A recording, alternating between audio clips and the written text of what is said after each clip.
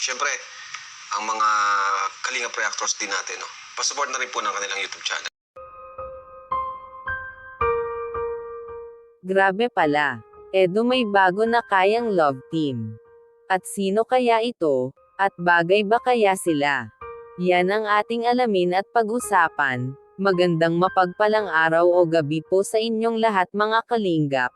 Marami po talagang salamat sa patuloy na pagsuporta sa munting channel ko. Salamat din po talaga sa tiwala sa panunod ng mga video ko.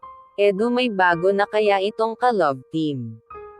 Sino kaya at bagay nga ba sila? Alam naman po natin na tapos na ang Edrica. Kaya wag na po natin i-bash si Erica. Siguro naman ay may malaking dahilan talaga siya para ihinto na ang tulong ng kalingap. Respetuhin na lang po natin ito. Mag-move on na lang po tayo. Alam naman po natin na may mga magagandang angels pa naman na walang ka-love team. Kaya siguro ay makahanap si Edo ng makapartner niya. Sino ba po para sa inyo mga kalingap ang gusto nyo?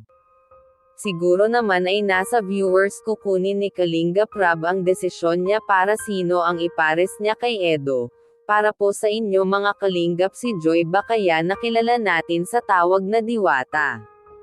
Na maganda, masipag, masayahin, at palangiti din ito, o si Dara na sa tawag na Chinita.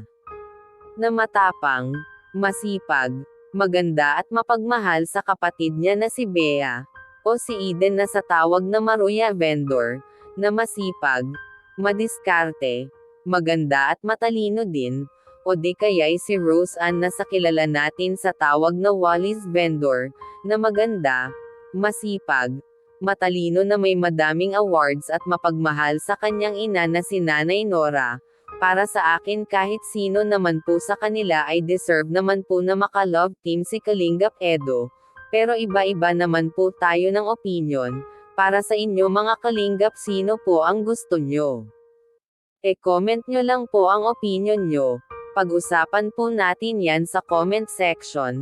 Parehas lahat maganda, masipag, matalino, mabait. Kaya deserve po talaga nila lahat ang tulong ng kalingap. Dito muna lang po tayo mga kalingap. Maraming salamat po talaga sa suporta. Paki-subscribe naman po. Ingat po kayo lagi and God bless po sa lahat.